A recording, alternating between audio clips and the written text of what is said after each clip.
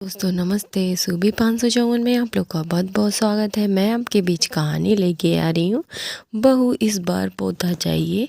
चलिए दोस्तों बने रहिए। दोस्तों मैं सुनाती हूँ। आज सवेरे उठने के बाद से ही उमा को कुछ ठीक नहीं लग रहा था। एसिडिटी भी हो रही थी। लगता है फिर से प्रेगनेंसी 6 महीने ऊपर हो चले हैं। पीरियड्स भी आए हैं। प्रेगनेंसी के बारे में सोच कर ही उसका दिल घबराने लगा। धड़कनें तेज हो गई हैं। वो माँ चाहती थी कि 5 साल से सूनी पड़ी उसकी गोद एक बार फिर हरी हो जाए, मगर पिछले 2 बार से उसे जिस पीड़ा और क्षोभ भरे अनुभव से गुजरना पड़ा था, उसकी याद आते ही उसका मन खिन्न हो गया है। कहीं इस बार भी वही सब दोबारा हो गया तो हे ईश्वर रक्षा करना। वो गहरी सांस भरते बिस्तर पर बैठ गई। गुड़िया और मनोज अभी सोए हुए थे। आज रविवार था। दोनों के लिए देर तक सोने का दिन। माँ जी बड़े ताऊ जी के घर गई थी। नवरात्रि चल रही थी। पोते के जन्म की मन्नत पूरी करने के लिए उनके यहाँ देवी का जागरण था। जाते हुए माँ जी प्रसन्न हुई थी। पता नहीं देवी की हम पर कब कृपा होगी। मुझे पोते का मुंह दिखा दे तो मैं भी जागरण कराऊंगी। देवी माँ की परम भक्त माँ जी ने कोई मंदिर कोई उपवास नहीं छोड़ा था। हालांकि घर हर तरह से संपन्न था, किसी चीज़ की कोई कमी नहीं थी। फिर भी माँ जी को लगता था कि देवी की उन पर कृपा नहीं है। तभी तो घर में उनके पोते की जगह 5 साल की पोती गुड़िया ले बैठी थी।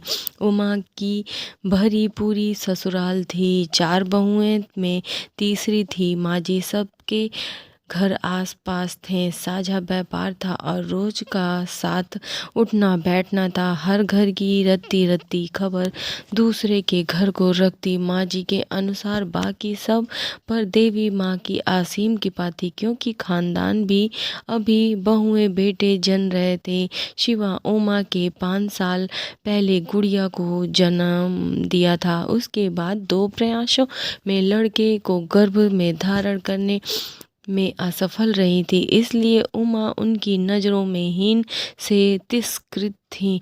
बाकी सभी बहुओं ने कैसे गर्भ में आई कन्या का सफाया कर मात्र लड़कों को पैदा करने का गौरव प्राप्त किया है, ये बात उमा से छिपी नहीं थी। वो गर्भ परीक्षण पर लिंग भेद के आधार पर होने वाले गर्भपात की घोर विरोधी थी। आखिर उसके पापा ने उसे और उसकी बहन को बड़े लाड दुलार से पाला है, अतः ऐसी चीज मानसिकता के बीच उनके मस्तिष्क में कभी नहीं पड़े थे। मगर उनकी संपन्न और पढ़ी लिखी ससुराल में तो माजरा ही उल्टा था। कहने को तो पूरा परिवार देवी माँ का परम भक्त था। लगभग रोज ही किसी न किसी घर में देवी माँ के नाम से कुछ न कुछ कर्म कांड होता रहता है।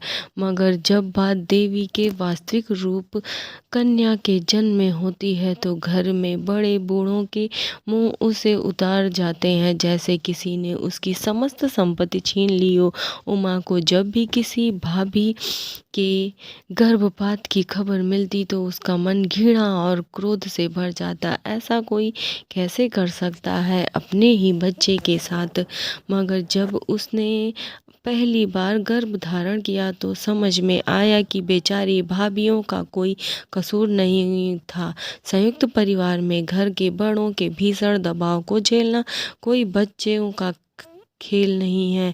अच्छे अच्छे चित हो जाते हैं, फिर भी घर में एक लाचार पसुती बदी बहू की हैसियत ही क्या है जो अपना विरोध जताकर मुसीबतों को आमंत्रित करे। फिर भी उमा ने हिम्मत नहीं हारी। मनोज प्लीज, ये हमारा पहला बच्चा है, मैं इसे अवश्य जन्म दूंगी। मैं तुम्हारी मनोस्थिति समझता हूँ उमा, ये तुम्हारा ही नहीं मेरा भी बच्चा है। माँ को तो मना लूँगा, मगर ये जो रिश्तेदारों की फ़ौज आस-पास जमा है, जो आग में घी डालती है, उससे कैसे निपटूँ? मनोज भी परेशान था। चाहे जो भी हो, मैं सोनोग्राफ़ी नहीं कराऊँगी।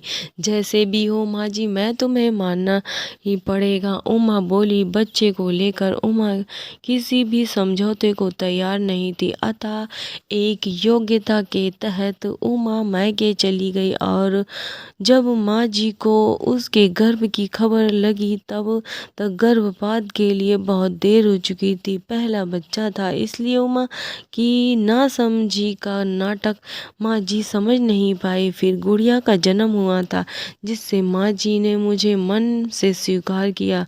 उसके जन्म पर ना तो कोई जागरण हुआ, ना ही बधाई के गीत गाए गए, मगर उमा और मनोज खुश थे। कोई और करने का करे, वो अपनी नन्ही सी जान को बेहतर प्यार करते थे। 2 साल पहले उमा फिर गर्भपात हुई, पर इस बार माँ जी पूरी तरह से सजग थीं। वो पहली भूल को किसी भी कीमत पर दोहराना नहीं चाहती थी। उमा की छोटी सी छोटी हरकत पर भी उनकी पैनी नज़र थी। वो बच ना सकी। माँ के इमोशनल ड्रामे, रोने धोने और कलेश से बचने के लिए मनोज अनचाहे मन से ही सही उमा पर दबाव डालने लगा। उमा, माँ को हर बार संभालना मेरे लिए असंभव है। पिछली बार हमारी बात रह गई थी, लेकिन इस बार माँ के मन में ही हो जाने दो। घर का तनाव मुझे से बर्दाश्त नहीं होता। मैं शांति से जीना चाहता हूँ। घर की ही हर माँ जी रोना धोना, नमक मिर्ची लगाकर पूरे ऐसे कुटुंब में पेश करती थी, जिसको नज़रें उमा और मनोज की ओर तन जाती थी। रोज रोज के कलह से बचने के लिए उमा ने भारी मन की परिस्थितियों से समझौता कर लिया। तब से अब तक 2 बार गर्भ हत्या का देश झेल चुकी उमा फिर से उसी मोड़ पर आ खड़ी हुई थी। आप बीती सोच सोचकर उमा के सिर भारी हो जाता, और वो रसोई में चाय बनाने के लिए चली गई। रसोई में काम वाली बाई सुगना बर्तन धो रही थी। चाय बनाते वक्त उमा को मितली आ गई और वे बाथरूम की ओर भागी। हाँ दीदी, कोई खुशखबरी है क्या?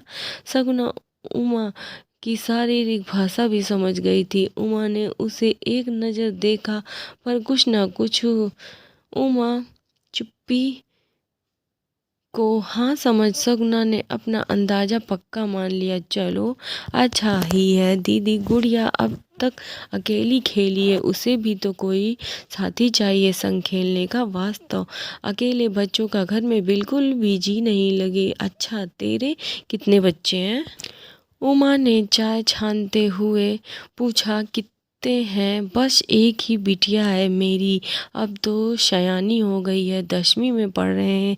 पढ़ाते हुए शगुना का चेहरा गर्व से दम उठा, क्योंकि दूसरा नहीं किया उसके बाद।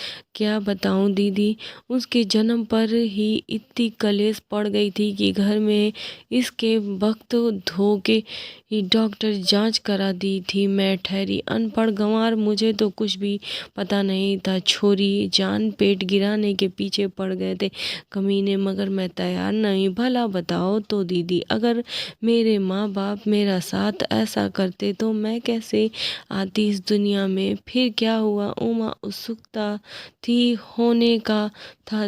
दीदी, मैंने अपने सास और मर्द को जो खरी खोटी सुनाई है, पूछो मत। मैंने साफ कह दिया कि मैं अनपढ़ गंवार हूँ, मगर हाथ पैर से सलामत हूँ। कैसे भी करके अपना और छोरी का पेट पाल लूँगी। तेरे दरवाजे पे ना आऊँगी रोटी मांगने। मेरी कोख की तरफ आंख उठाकर भी देखा तो अच्छा ना होगा। बस मेरी सास ने मुझे घर से निकाल दिया था, और तेरे आदमी ने नहीं रोका तुझे? उमा ने पूछा। तो क्या रोकता, वो तो अपनी माँ का पिछलंगू था। मैंने भी सोचा, परे हटाओ ऐसे मर्द को जो दुख दर्द में अपनी जोरू का साथ ना दे। माँ के पीछे जा छुपे, जो अब काम ना आए, कुछ बुरी पड़े पे क्या काम आएगा। बस दीदी, अब तो खुद कमा खा रही हूँ और बिटिया को पढ़ा लिखा रही हूँ। एक की बात बत कहती हूँ कि इस दुनिया में से कुछ उम्मीद मत करिए, खुद मजबूत बनिए। उमा सगुना की बातें सुनकर अवाक रह गई। इस बुरी के जड़ें उनके घर पर ही नहीं, दूर बसी गरीबों की बस्ती में भी फैली थी। तुम लोग से भी होता है ये सब? उमा ने हैरानी से पूछा।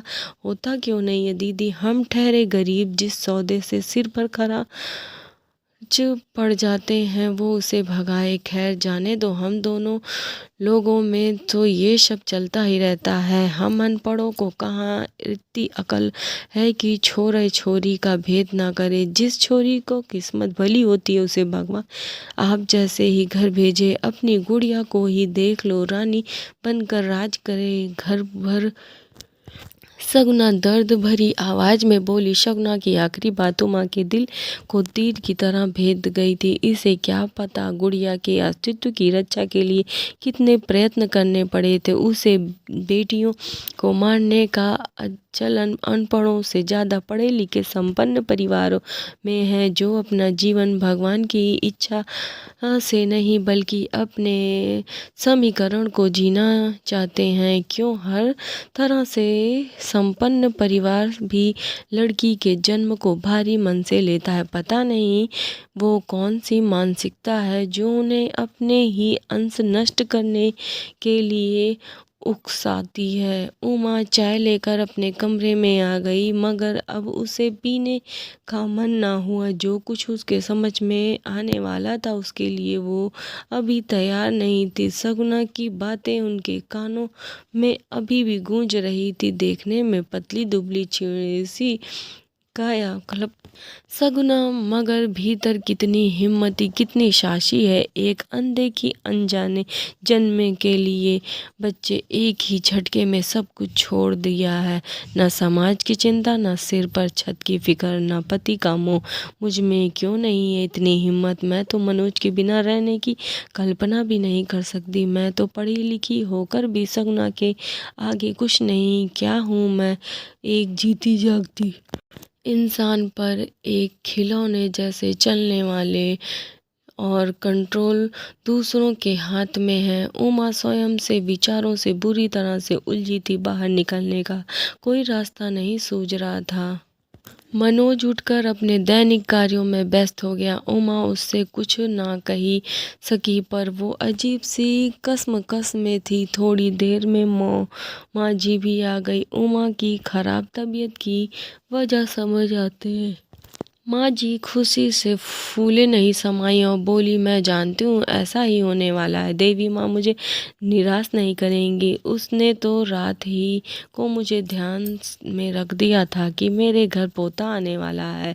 अपनी तीव्र इच्छाओं की पूर्ति की खबर सपने या कल्पनाओं में अपनी इष्ट देवी देवताओं से सुनी ईश्वर वाणी नहीं, बल्कि अपने ही मन को पूरा भ्रष्टजाल है। ये बात माँ जी समझती हैं। उमा की पिछली प्रेगनेंसी से भी देवी ने उन्हें सपने में आकर पोते की खबर दी थी, जो बाद में निर्मूल सिद्ध हुई थी। मैं गीता को फ़ोन कर देती हूँ, वो समय से जांच कर लेंगे। माँ की बात सुनकर मनोज ने निविष्कार भाव में उमा की ओर देखा। उमा के मन की पीड़ा उनकी आंखों में साफ झलक रही थी, जिसे समझकर भी मैं वो कुछ ना कह सके। उमा की तीव्र तीसरा महीना चल रहा था। माँ जी ने उमा को सोनोग्राफी का अपॉइंटमेंट लिया हुआ था, और परिणाम अनुकूल ना होने पर गिरने का इल्जाम भी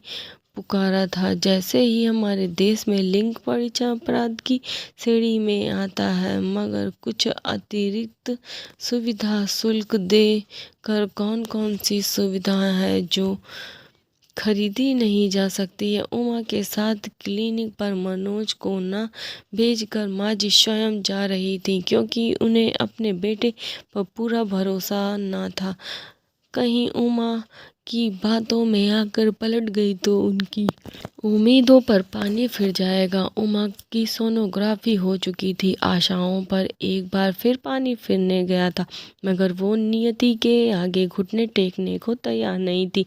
जैसे जैसे गर्भपात का समय पास आ रहा था, उमा की बेचैनी बढ़ती जा रही थी। उसका अंतर्मन चित्कार रहा है, मत होने दे ये अनाथ। उमा बहुत हुआ कब तक यूं अपने ही खून की हत्याओं का पाप डोलती रहेगी? क्या तू सगुना से भी गई गुजरी है? अब तो अपनी कोख की रक्षा के लिए सब कुछ त्याग सकती है, तो तू क्यों नहीं?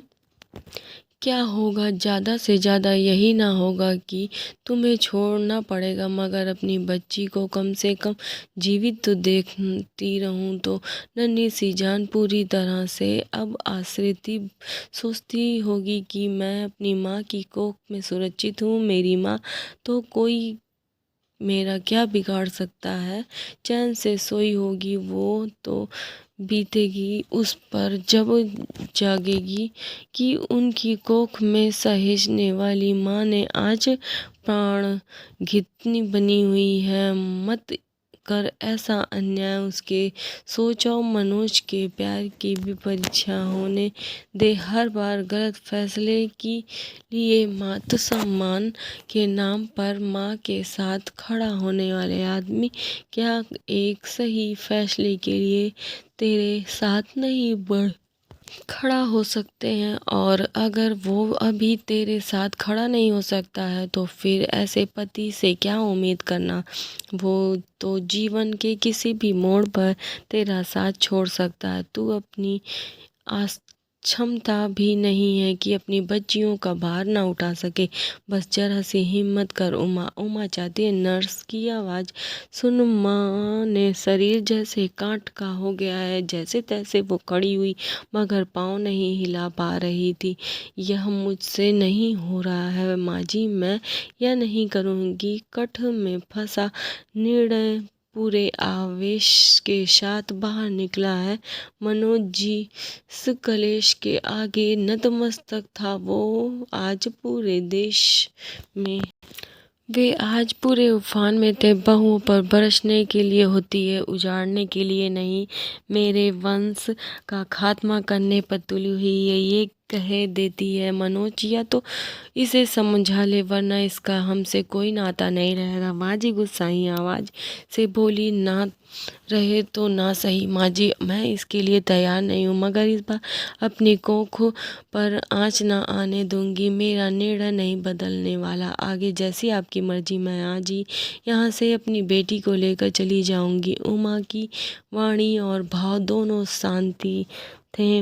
अनवरता मानसिक दृढ़ से तूफान एक निर्णय में आकर ठहर गए थे। अब वो हर परिस्थिति का सामना करने के लिए तैयार थी। कोई कहीं नहीं जाएगा।